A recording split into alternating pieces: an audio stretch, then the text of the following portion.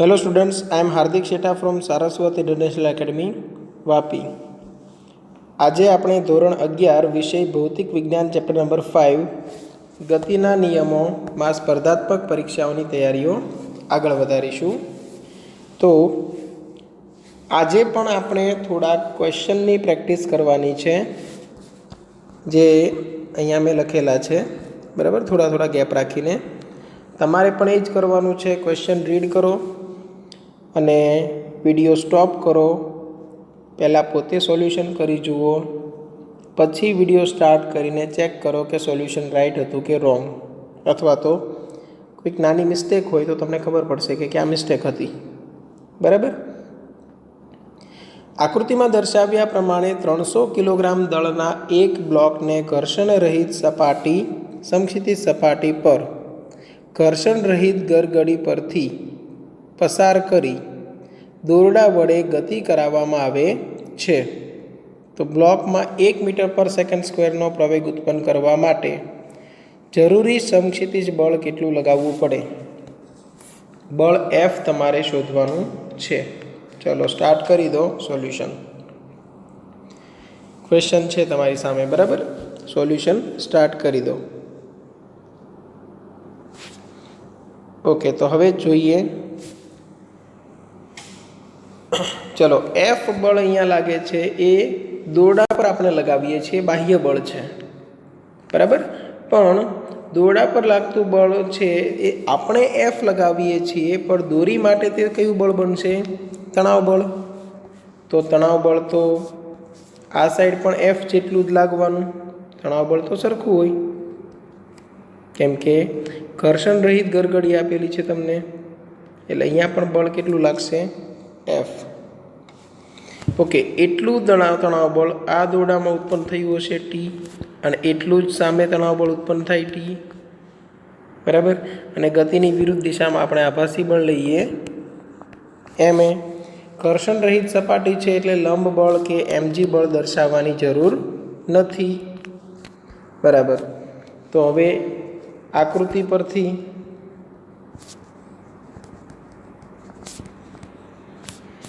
T is equal to, પહેલાં આટલો ભાગ જોઈ લો.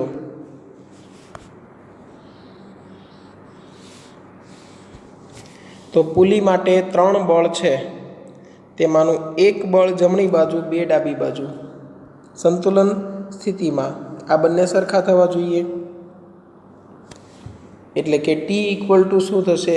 F plus F.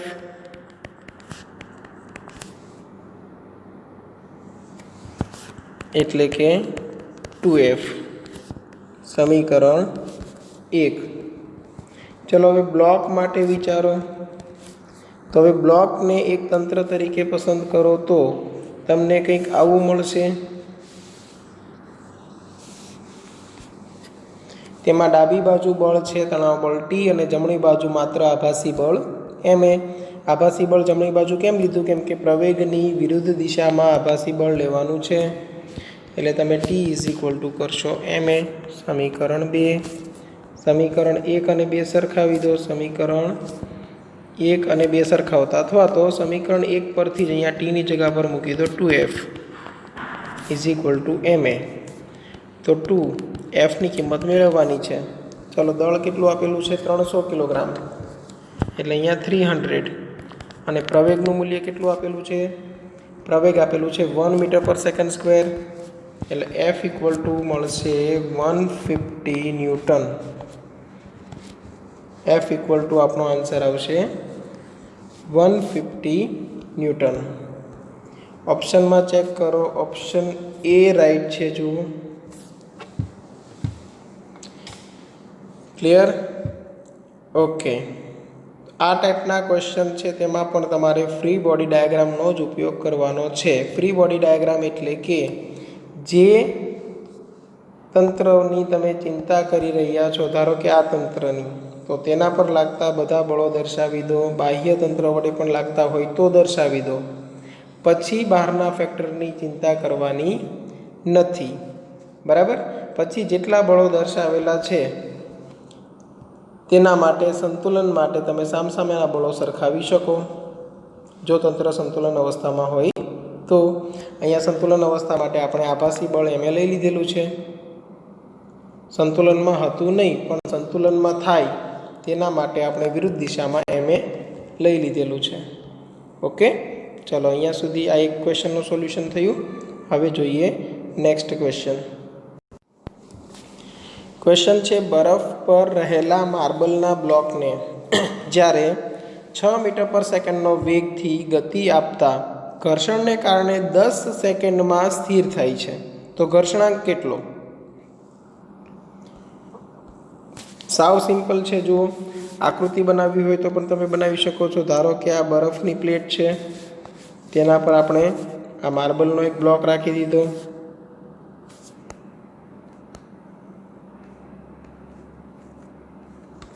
બરાબર. હવે આ માર્બલનો જે બ્લોક છે તેને આપણે પ્રારંભિક ઝડપ કેટલી આપીએ છીએ? પ્રારંભિક ઝડપને ધારો કે હું નામ આપી દઉં v0 આપીએ છીએ. 6 મીટર પર સેકન્ડ એટલા વેગથી ગતિ થાય છે. બરાબર. પ્રારંભિક વેગ છે v0 = 6 મીટર પર સેકન્ડ. હવે અહીંયા નીચે તરફ બળ લાગે છે mg, ઉપર તરફ લંબ બળ લાગશે n, નોર્મલ ફોર્સ. બરાબર. અહીંયા આ દિશામાં જે બળ લાગે છે ઘર્ષણ બળ સ્મોલ f. બરાબર. તો હવે ઘર્ષણ બળ છે એ તમારે ગતિક ઘર્ષણ લેવાનું છે. અને ઘર્ષણ બળ ખરેખર વેગ સાથે, વેગમાં વધારો થતો હોય તો વધતું હોય, વેગમાં ઘટાડો થતો હોય તો ઘટતું હોય. પણ અહીંયા એવી કોઈ ઇન્ફોર્મેશન આપેલી નથી, એટલે આપણે માની લઈશું કે ઘર્ષણ બળ છે એ અચળ છે. બરાબર. તો પહેલાં આપણે મેળવીએ લાગતું ગતિક ઘર્ષણ, અને એ 6 સેકન્ડમાં સ્થિર થાય છે, એટલે તમને પ્રવેગ પણ મળી જશે. તો પ્રવેગ મેળવો તો પણ ચાલશે. ચલો, તો પ્રવેગ એ બરાબર શું થશે? v - v0/t. v કેટલા છે? 0. પ્રારંભિક વેગ 6. સમય કેટલો લાગે છે? 10 સેકન્ડ. એટલે કે પ્રવેગ કેટલો મળી ગયો? 0.6 મીટર પર સેકન્ડ સ્ક્વેર, અને એ પણ ઋણ. ચલો, ઋણ પ્રવેગ શા માટે મળે છે? કેમ કે અત્યારે ગતિ અવરોધાય છે. બરાબર. ઓકે, તો આટલું ક્લિયર હશે. તો હવે f, આ જે પ્રવેગ છે એના લીધે તો ઘર્ષણ બળ ઉત્પન્ન થયું હોય. બરાબર. ઋણ પ્રવેગ છે એ કોના લીધે ઉત્પન્ન થયો હશે? ઘર્ષણ બળના લીધે. તો હવે લઈએ લાગતું ઘર્ષણ બળ. સ્મોલ f = આ પ્રવેગ જેટલું હોય એટલે ma જેટલું હોય. હવે ઘર્ષણ બળનું સૂત્ર શું છે? μk × n = ma. μk × n ની જગ્યા પર શું લખશો? mg = ma. mm cancel. તો μk = શું થશે? a/g. a/g એ કેટલા મળેલા છે? 0.6 / g ની કિંમત 10, એટલે તમને મળશે 0.06 ગતિક ઘર્ષણાંકનું મૂલ્ય. ક્લિયર છે? હવે અહીંયા પ્રવેગ ઋણ મળેલો હતો, તો અહીંયા પ્રવેગ ધન શા માટે? તો એ સમજો. ઘર્ષણાંકનું આપણે અત્યારે મૂલ્ય મેળવવાનું છે ખાલી. બરાબર. બાકી તો તમે ઘર્ષણ બળ અને ma બંને ઋણ લઈ શકો, કેમ કે ગતિનો વિરોધ કરે છે. બંને બાજુ ઋણ લેશો એટલે આન્સર તમારો પ્લસ જ થઈ જવાનો છે. બરાબર. ચલો, અહીંયા સુધી ક્લિયર છે. આ સેકન્ડ ક્વેશ્ચનનું સોલ્યુશન. નેક્સ્ટ ક્વેશ્ચન તરફ જઈએ. નેક્સ્ટ ક્વેશ્ચન જુઓ. આલ્ફા કોણ ધરાવતી ઘર્ષણ રહિત ઢોળાવવાળી સપાટી પર એક બ્લોક રાખેલ છે. હવે જો ઢોળાવવાળી સપાટી છે ને પાછી ઘર્ષણ રહિત સપાટી છે, એટલે આ તો નીચે તરફ ગતિ કરવાનો જ. પણ જો બ્લોકને સ્થિર રાખવો હોય, મતલબ જો બ્લોકને સ્થિર રાખવા માટે ઢોળાવને એ જેટલા પ્રવેગથી ગતિ કરાવવી પડતી હોય, तो प्रवेग ए बराबर खाली जग्या। हवे समझो, आ ब्लॉक ने तमारे अहींया जकड़ी राखवानो छे, एटले तमे आपेल ब्लॉक छे मोटो, जे ट्रायंग्युलर तमने देखाय छे, ढाळवाળી सपाटी देखाय छे, ए सपाटीने ज આપણે એ જેટલા પ્રવેગથી આગળ દોડાવીશું। સમજ પડી? એટલે આ સપાટી આમ આગળ દોડશે તો આના પર બળ વિરુદ્ધ દિશામાં લાગશે, આભાસી બળ જે આપણી સાથે પણ થાય છે। ઘણી વખત બસ આગળ દોડવા લાગે અને આપણે બસમાં બેઠા છીએ તો અચાનક પાછળ તરફ બળ લાગે, તો સેમ આભાસી બળ આ બ્લોક પર પાછળ તરફ લાગશે, જેના લીધે તે સપાટી પર સ્થિર રહી શકશે। તો પ્રવેગનું મૂલ્ય કેટલું હોવું જોઈએ એ આપણે મેળવવાનું છે।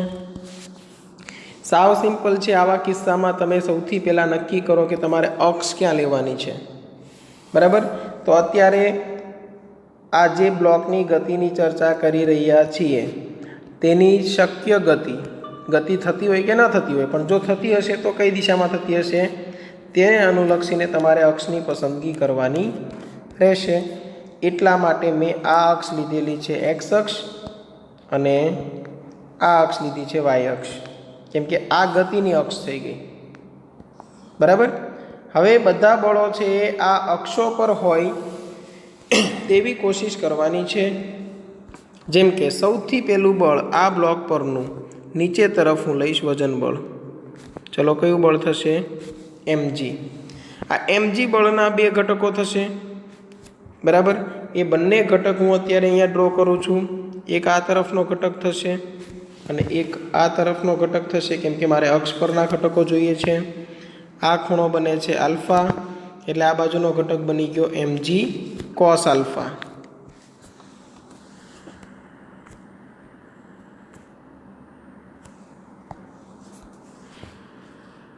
ચલો અહીંયા લખી દઉં છું mg cos આલ્ફા। આ સાઈડ થોડું અંદર લખવું પડશે, ઓકે। અને આ સાઈડ લખું છું mg sin આલ્ફા। चलो हवे लंब बळनी जरूर पड़शे, नहीं पड़े। शा माटे? केम के घर्षण रहित सपाटी छे, घर्षण बळ F = म्यू × n आवे छे, त्यां लंब बळनी जरूर पड़े छे। अत्यारे लंब बळ दर्शाववानी जरूर नथी। आकृति छे जेम बने तेम क्लीन राखो, जेटला बळोनी जरूर छे तेटला ज दर्शावो। प्रवेग कई दिशामां छे? जमणी तरफ। तो आ ब्लॉक पर आभासी बळ कई दिशामां लागे? डाबी तरफ। એટલે આ બળ થયું ma। એટલે આના પણ તમારે બે ઘટકો લેવા પડશે અને અહીંયા પણ કયો ખૂણો બનશે? આલ્ફા। એટલે કે આ બાજુનો એક ઘટક બનશે ma cos આલ્ફા અને આ બાજુનો ઘટક બનશે ma sin આલ્ફા। पण आ घटकोनी जरूर नहीं। शा माटे? केम के सामे लंब बळनी जरूर नहीं, एटले नहीं दर्शावो तो पण चालशे। आ ब्लॉक छे ए सपाटी पर रेखीय संतुलन में रहे ते माटे आ बळ अने आ बळ सरखा थवा जरूरी, जेथी करीने कुल बळ शून्य थाय। कुल बळ शून्य थशे तो ए सपाटी पर स्थिर रही शकशे। एटले बस हवे साव सिंपल छे सोल्यूशन। स्टार्ट करी दो आकृति परथी। आ जे छे बळ जे गति माटे जवाबदार बळ छे mg sin आल्फा, तेना बराबर थवुं जोईए ma cos आल्फा। एटले हूँ अहींया लखी दईश ma cos alpha = mg sin alpha.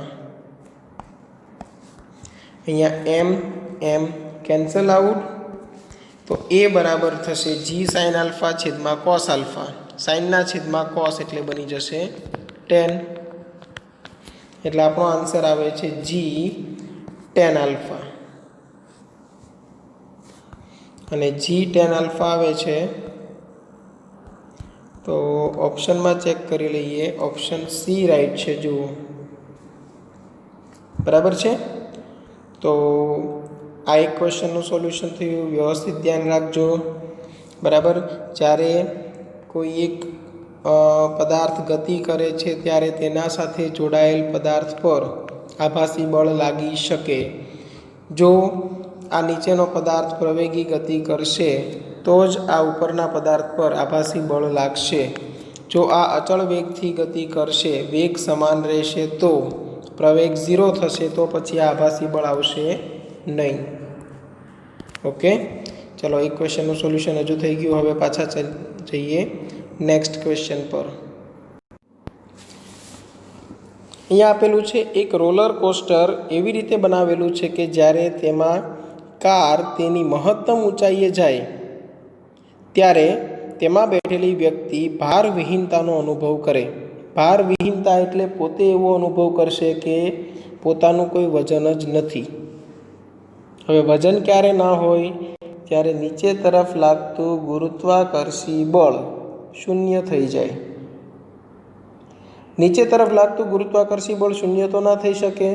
તો એનો મતલબ એવો થશે કે એ વ્યક્તિ પર ઉપર તરફ એટલા જ મૂલ્યનું કોઈ આભાસી બળ લાગતું હશે. બરાબર. રોલર કોસ્ટરની વક્રતા ત્રિજ્યા 20 મીટર હોય તો સૌથી ઉપર કારની ઝડપ ખાલી જગ્યાની વચ્ચે હશે 16 થી 17, 13 થી 14, 14 થી 15, 15 થી 16 આવા ઓપ્શન છે. પહેલાં તો રોલર કોસ્ટર બનાવી લઈએ. સપોઝ આ રોલર કોસ્ટર છે, આના પર એક નાની એવી કાર બેસાડી દઈએ. ચલો, આ કાર છે સપોઝ, અને એ આ વર્તુળ માર્ગે ગતિ કરે છે. બરાબર. હવે આપણને ખબર છે તેમ વર્તુળ ગતિમાં નિયમિત ઝડપથી જો વર્તુળ ગતિ થતી હોય તો અહીંયા નીચે તરફ બળ લાગશે. એ કેન્દ્ર તરફનું બળ છે, એ ગુરુત્વાકર્ષી બળ. બરાબર. એટલું જ બળ કેન્દ્રથી દૂર તરફ કેન્દ્ર ત્યાગી બળ લાગે. અને કેન્દ્ર ત્યાગી બળ કેટલું હશે? તો કે mv²/r. કોઈ ઘર્ષણ બળ આપેલું નથી, એટલે સીધું જ તમે કહી શકો mv²/r ઇક્વલ ટુ શું હશે? mg. જેથી કરીને વ્યક્તિ પર લાગતું કુલ બળ શૂન્ય થાય. હવે mm કેન્સલ થશે અહીંયા, તો પછી v² ઇક્વલ ટુ શું આવશે? rg. તો v ઇક્વલ ટુ શું થશે? √rg. ચલો, √r નું મૂલ્ય કેટલું છે? 20. g નું મૂલ્ય લઈએ 10, એટલે આ આન્સર તમારો આવશે 1.41 × 10 એટલે 14.1 મીટર પર સેકન્ડ. 14.1 મીટર પર સેકન્ડ એ કોની વચ્ચે આવશે? 14 મીટર પર સેકન્ડ અને 15 મીટર પર સેકન્ડની વચ્ચે. બરાબર છે.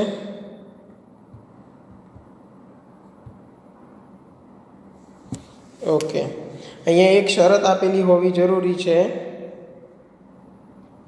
કે જીનું મૂલ્ય છે 10 લેવાનું છે. કેમ કે તમે 9.8 લેશો તો એક્ઝેક્ટ 14 આવશે, અને એક્ઝેક્ટ 14 આવે તો બે આન્સર પોસિબલ થઈ શકે ને, 13 થી 14 ને 14 થી 15 ની વચ્ચે. ઓકે, ચલો આ એક ક્વેશ્ચનનું સોલ્યુશન થયું. હવે નેક્સ્ટ ક્વેશ્ચન તરફ આગળ વધીએ. તો ક્વેશ્ચન છે, આકૃતિમાં દર્શાવ્યા પ્રમાણે m દળનો એક બ્લોક ગાડા સાથે સંપર્કમાં છે. ગાડાની સપાટી અને બ્લોક વચ્ચેનો સ્થિત ઘર્ષણાંક મ્યુ હોય તો બ્લોકને પડતો અટકાવવા માટે ગાડાનો પ્રવેગ આલ્ફા કેટલો હોવો જોઈએ? ગાડાનો પ્રવેગ આલ્ફા કેટલો હોવો જોઈએ? આ આપણે મેળવવાનું છે. તો અહીંયા જો ગાડા અને બ્લોક વચ્ચેની સપાટી અહીંયા છે, એટલે અહીંયા કંઈક ઘર્ષણાંક આપેલો છે તમને મ્યુ. બરાબર. તો હવે આ ગાડું છે ને તમે ફૂલ સ્પીડમાં, મતલબ એકદમ વધારે પ્રવેગ સાથે તમે પ્રવેગી ગતિ કરાવશો ત્યાં સુધી આ બ્લોક છે એ પડવાનો નથી. શા માટે? કેમ કે બ્લોક પર વિરુદ્ધ દિશામાં આભાસી બળ ma લાગે, અને એ આભાસી બળ જેટલું લાગશે બ્લોક વડે ગાડા પર, એટલું જ બળ ગાડા વડે બ્લોક પર લંબ લાગશે. ટૂંકમાં તમારે જો ઘર્ષણ બળ લાગશે ઉપર તરફ, સમજો આખી સ્ટોરી સમજો કે તમે પ્રવેગી ગતિ કરાવો તેનો ફાયદો શું. તો તમારે મેઇન એનું વજન બળ છે mg, તેનો વિરોધ કરતું ઘર્ષણ બળ ઉપર તરફ ક્રિએટ કરાવવાનું છે. બરાબર. તો તેના માટે લંબ બળનું મૂલ્ય વધારે હોવું જરૂરી. તો લંબ બળ તો સપાટીને લંબ હોય. હવે સપાટી તો અહીંયા છે, યાદ રાખજો હંમેશા mg થી વિરુદ્ધ દિશામાં લંબ બળ હોય તેવું જરૂરી નથી. સપાટી અહીંયા છે તો સપાટીને લંબ બળ કયું હોય? તો આ દિશામાં હોય. તો આ લંબ બળનું મૂલ્ય વધારવું પડે. સમજો mgનો વિરોધ કરવા માટે Fનું મૂલ્ય અમુક હદ કરતાં વધારે હોવું જરૂરી. Fનું મૂલ્ય અમુક હદ કરતાં વધારે થવા માટે Nનું મૂલ્ય અમુક હદ કરતાં વધવું જરૂરી. હવે Nનું મૂલ્ય અમુક હદ કરતાં વધારે ક્યારે થાય? જ્યારે બ્લોક વડે આ દિશામાં કંઈક આભાસી બળ m આલ્ફા લાગે. હવે આ આલ્ફાનું મૂલ્ય અમુક હદ કરતાં વધારે હોવું જરૂરી. બરાબર. એટલે એ કન્ડિશન્સ તમારે સેટિસ્ફાય કરવાની છે. તો ફ્રી બોડી ડાયાગ્રામ આપણે બનાવી લીધો m દળના બ્લોક માટે. હવે વિચારી લઈએ આકૃતિ પરથી n બરાબર શું થવું જોઈએ? m alpha. અને ઘર્ષણ બળ છે એ કેટલું થવું જોઈએ? અને ઘર્ષણ બળ છે F બરાબર mg થવું જોઈએ. સમીકરણ 1, સમીકરણ 2. હવે Fનું મૂલ્ય વિચારો. Fનું મૂલ્ય તો હંમેશા less than or equal to mu s into n હોય. Fનું મૂલ્ય હંમેશા less than or equal to mu s into n હોય. અત્યારે ઘર્ષણાંક ખાલી મ્યુ આપેલો છે એટલે મ્યુ ઇન્ટુ n લઈએ. Fનું મૂલ્ય less than or equal to mu into n હોય. ક્લિયર છે? કેમ કે અત્યારે આપણે કન્ડિશન જે બનાવવાની છે એ કોના માટે છે? તો ઘર્ષણ બળ માટે છે. અને ઘર્ષણ બળનું મૂલ્ય મેક્સિમમ તમે લેશો તો F મેક્સ ઇક્વલ ટુ શું થવું જોઈએ? Mu s into n. બરાબર. ઓકે. Fનું મૂલ્ય મ્યુએસ ઇન્ટુ n હોવું જોઈએ. ક્લિયર છે? તો Fની જગ્યા પર હું શું લખીશ? mg less than or equal to શું થવું જોઈએ? m મ્યુ ઇન્ટુ nની જગ્યા પર m આલ્ફા. બરાબર. ઓકે. કેન્સલ આઉટ થશે. કેન્સલ આઉટ થશે. આલ્ફાને સૂત્રનો કરતા બનાવવાનો છે. તો g by mu is less than or equal to alpha થવું જોઈએ. આનો મતલબ એમ કે આલ્ફા છે એ greater than or equal to g by mu છે.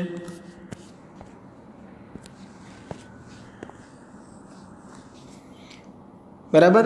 જ્યારે ઘર્ષણ બળનું મૂલ્ય મહત્તમ લેવાનું નથી, બરાબર, ત્યારે સમજવાનું છે તમે F ઇક્વલ ટુ કોઈ પણ જગ્યાએ F equal to mu into n લખશો તો ખોટું પડશે. એ ખરેખર F મેક્સ છે. બરાબર. લાગતું ઘર્ષણ બળ મહત્તમ હોય તો સમજવાનું, તો F ઇક્વલ ટુ તમે mg લખી શકો. બરાબર.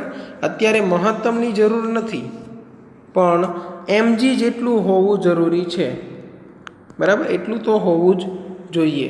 તેનાથી વધારે હશે તો પણ કોઈ પ્રોબ્લેમ નથી, પણ તેનાથી વધારે લાગવાનું જ નથી. કેમ કે ઘર્ષણ બળનું મૂલ્ય બાહ્ય બળ કરતાં વધી શકે નહીં. ક્લિયર? એટલે F less than or equal to mu s into n આવશે અને એ રીતે તમે આગળ વધશો. ચલો, ક્લિયર છે અહીંયા સુધી? તો આજે કેટલાક ક્વેશ્ચન્સનું સોલ્યુશન જોયું. એક વખત વ્યવસ્થિત ચેક કરી લેજો સમજ પડી ગઈ છે કે નહીં. અને આવા જ બીજા ક્વેશ્ચન્સના સોલ્યુશન તમે કરતા રહો. કોઈ ડાઉટ હોય તો એની ટાઈમ તમે મોકલી શકો છો. અને બીજી એક વાત કે નેક્સ્ટ લેક્ચરથી આપણે થોડી થિયરી આગળ વધારીશું અને સિલેબસ આગળ વધારીશું. ઓકે. અને પછી પાછા દાખલાઓની પ્રેક્ટિસ પર આવી જઈશું. ઓકે. Thank you.